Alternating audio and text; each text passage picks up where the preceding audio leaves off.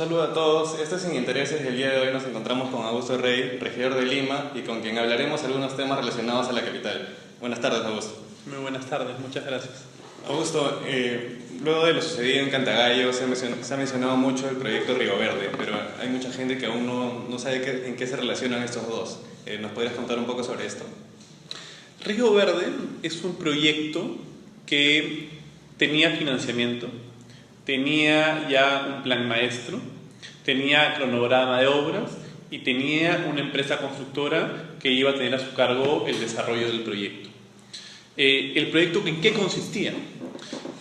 Trataba de regenerar un espacio urbano que está ubicado en la zona de Cantagallo, que está en el distrito del Reina, pero además también la construcción de puentes peatonales que conecten el centro histórico del Rímac con el centro histórico de Lima, la recuperación del río Rímac, la creación de áreas verdes en las zonas laterales al río y la construcción de un nuevo malecón detrás del Palacio de Gobierno hasta Palacio Municipal y toda una regeneración de ese espacio que está totalmente abandonado. Esto incluía la reubicación de las personas que viven en la comunidad de Cantagallo y que se han visto afectadas directamente por el incendio de hace unas semanas.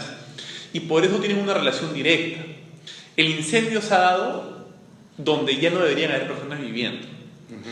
Y el alcalde de Lima decidió no ejecutar Río Verde y utilizar el presupuesto que ya estaba asignado para ese fin, que es un fideicomiso que estaba constituido por 75 millones de dólares, y ha utilizado ese dinero, 75 millones de dólares, para construir una obra, que es el bypass de 28 de julio. Y de ahí la relación. El alcalde tomó la decisión de no continuar con Río Verde, de no reubicar a la comunidad de Cantagallo, sabiendo que se encontraba en una situación de vulnerabilidad y riesgo, para ejecutar esta obra tan cuestionada y que hasta la fecha no concluye. Pero nos hablas del fideicomiso y hay mucha gente que tampoco conoce esos términos legales, y me incluyo entre ellos. ¿Este presupuesto se podía cambiar así de fácil? ¿Se podía cambiar la obra? Un fideicomiso no es más que un patrimonio autónomo con un fin específico y se encuentra protegido, y lo administra un banco. Era el fideicomiso Río Verde y ese dinero solamente podía ser usado para ejecutar Río Verde. Claro, entonces es legal que se haya... ¿Sabes cómo se llama el bypass del 28 de julio? Río Verde. Esas son las mañas del alcalde de Lima que tenemos. Bueno, la Fiscalía ya ha informado que va a investigar al alcalde porque, al parecer, y por unas conversaciones en WhatsApp que surgieron, él habría impedido que se ejecute este proyecto, incluso aún cuando no era alcalde.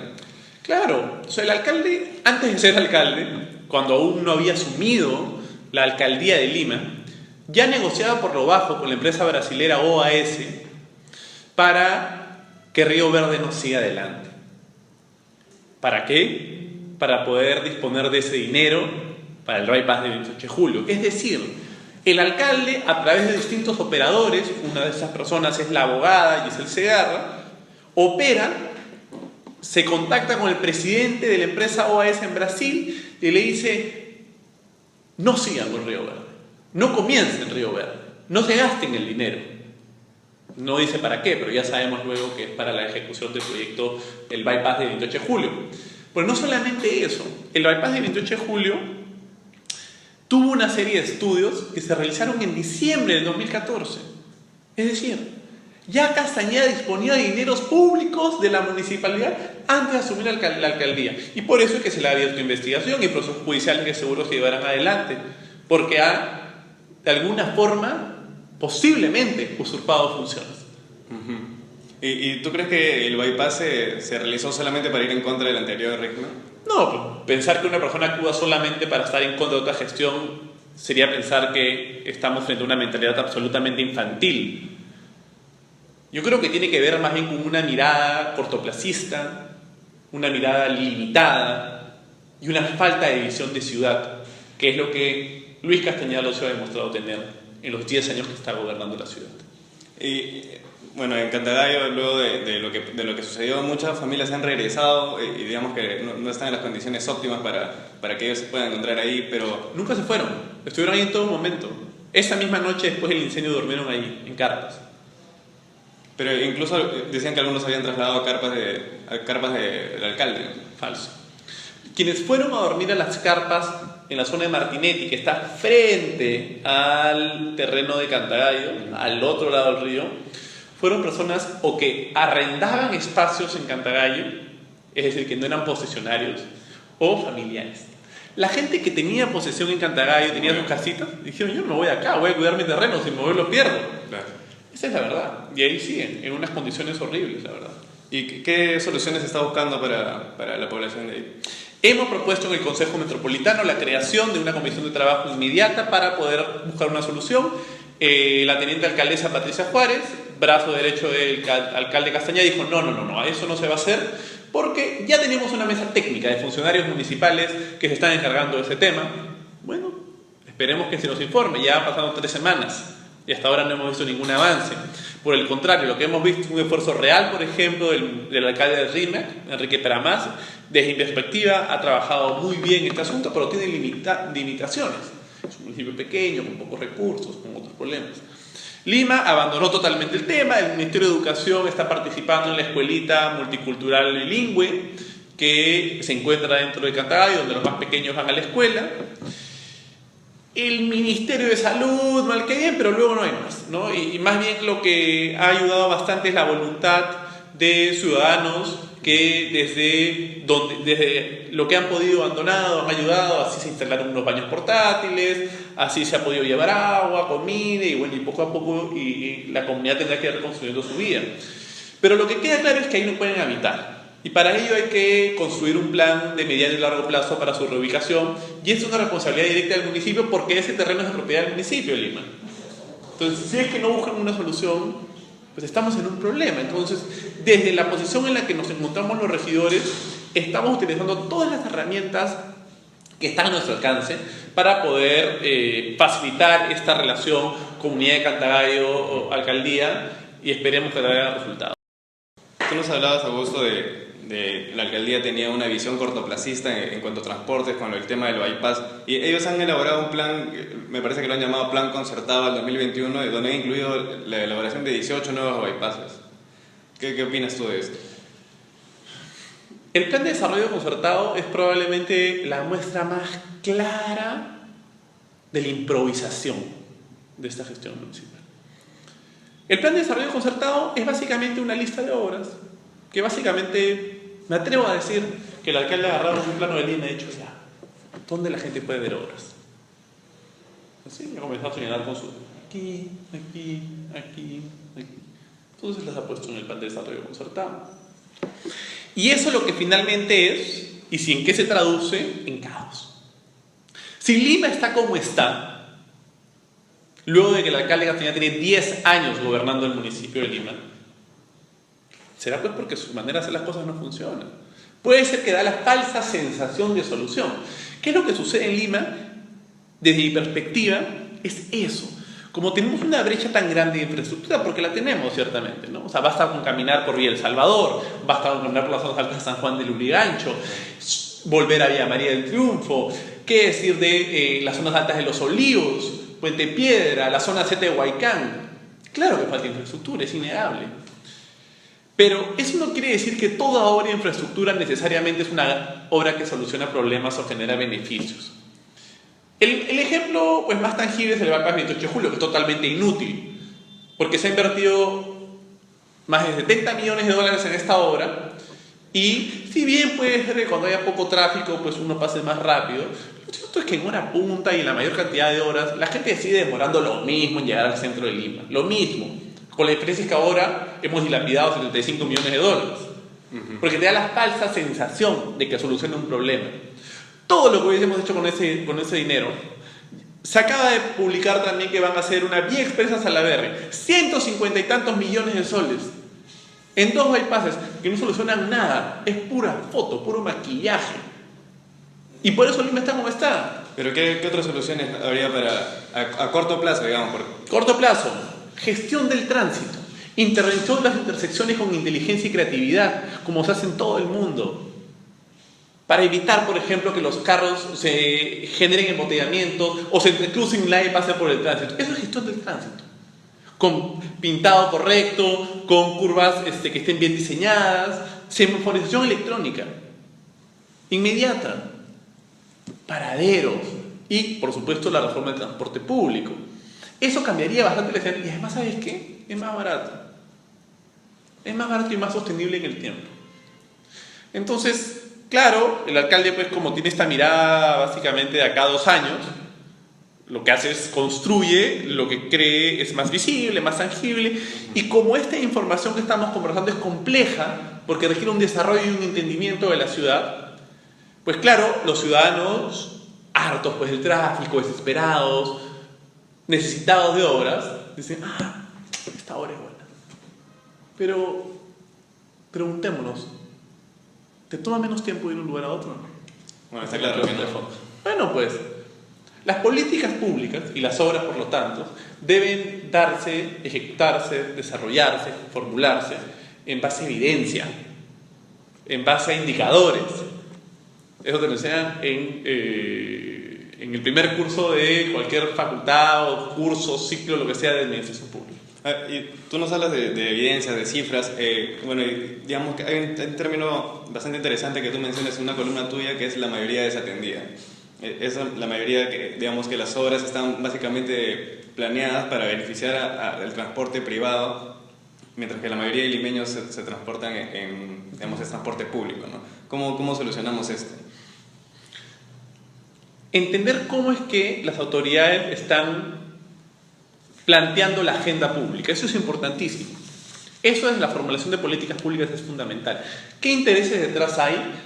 ¿Qué paradigmas se encuentran? ¿Qué presiones subsisten para que una autoridad decida llevar adelante una política pública determinada, ¿no? Entonces, desde mi percepción, lo que existe aquí es una, primero, falsa sensación de que se están resolviendo los problemas y una falta de comprensión del desarrollo urbano y una falta de observación de las soluciones que se han planteado en otras partes del mundo. Claro, dicen, no, lo que tenemos que hacer es bypasses para poder dar fluidez vehicular, ¿no? Pero ya sabemos que los bypasses al poco tiempo colapsan, porque, ingeniero eres, generan una demanda, atracción de viajes, y por lo tanto, en el cortísimo plazo, esa vía que antes estaba libre, como está libre, más gente quiere ir por ahí, y como más gente quiere ir por ahí, colapsa. Naturalmente. Entonces, claro, no, entonces hay que construir otro bypass más, y otro bypass más, y otro bypass más, así hasta el infinito. Es un tema de espacio. Finalmente es un tema de espacio.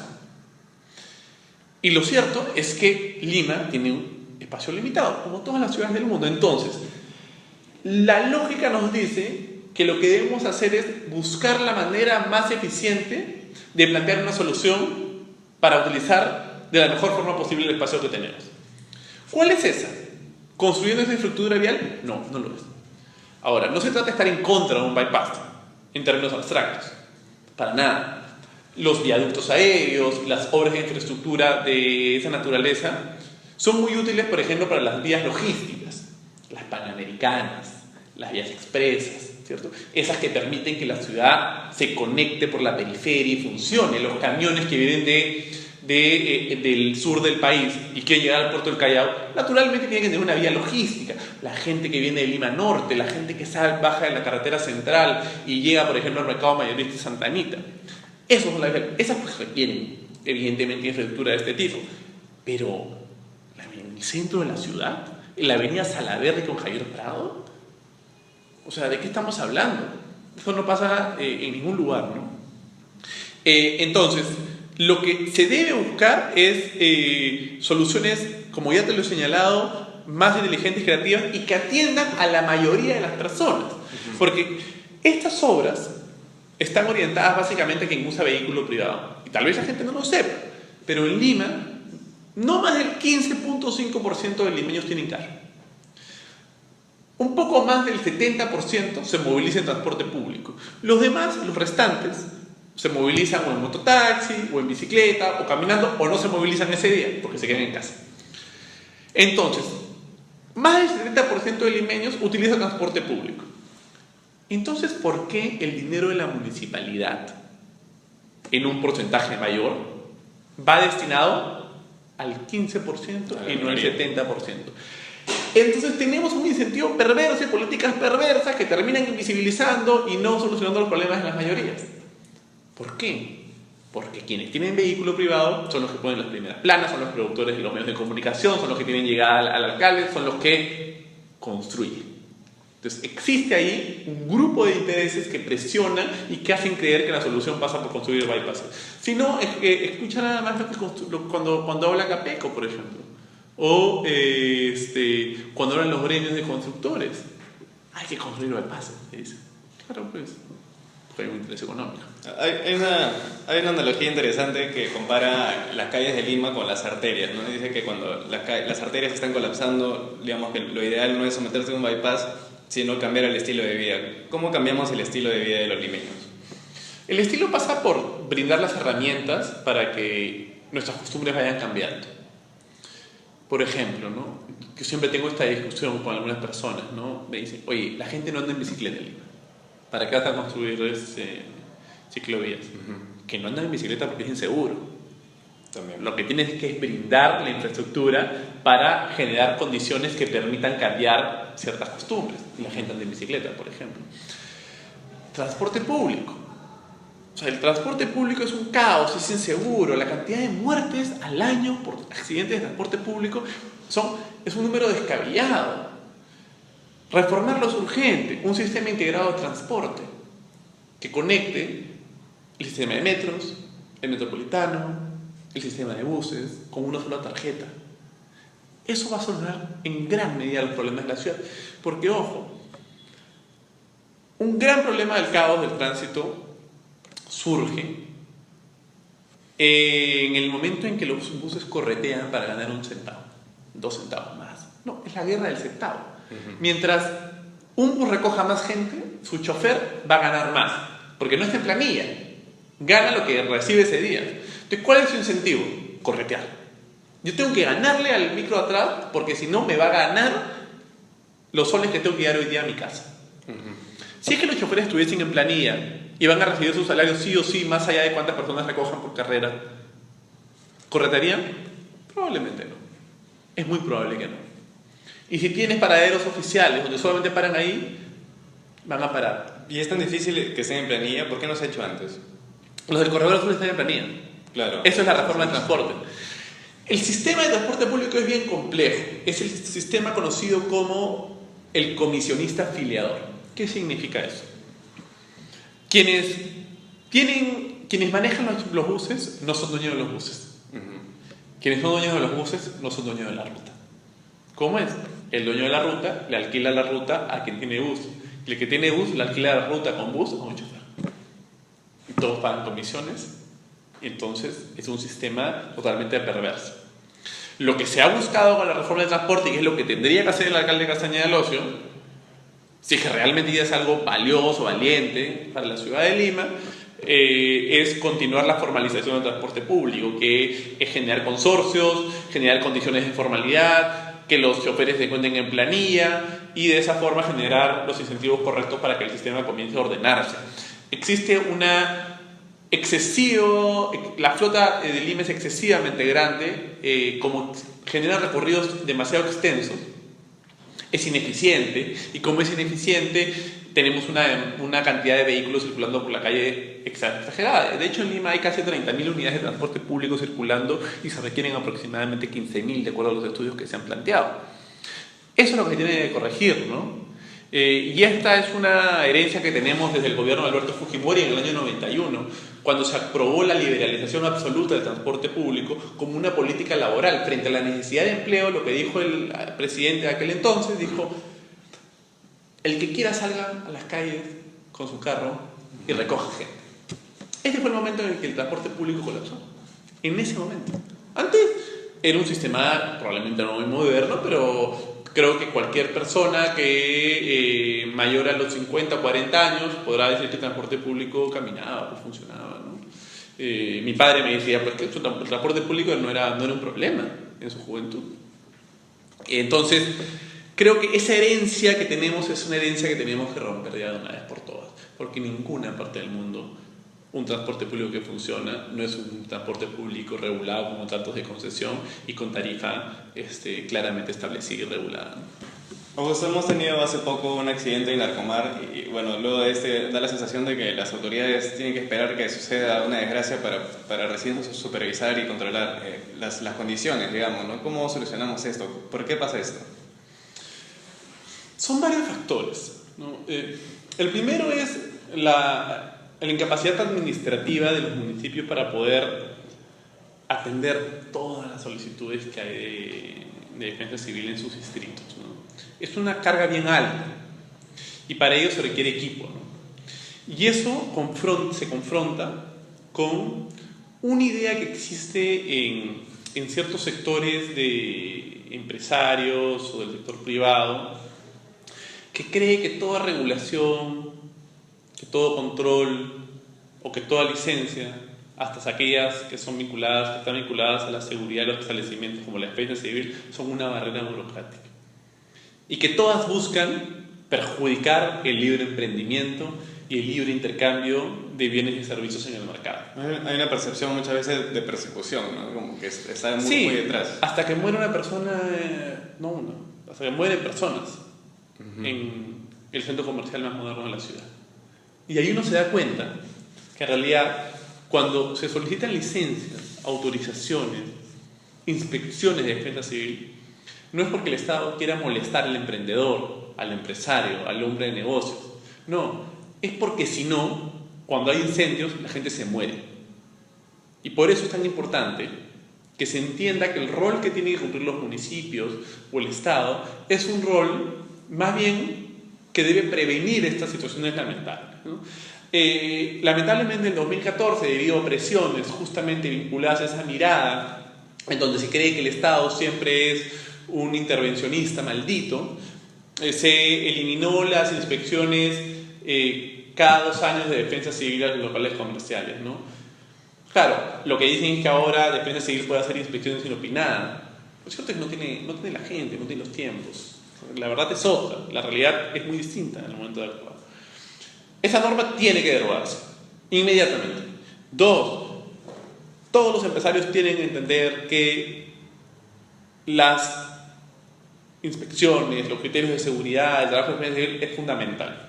3, el municipio tiene que buscar mecanismos más eficientes y más rápidos para que esto no sea realmente una traba burocrática y el emprendimiento y los negocios sigan funcionando. Nadie quiere que no funcione. Claro. Lo que se quiere es que funcionen bien y evitar cualquier tipo de accidente que luego tengan que lamentarse.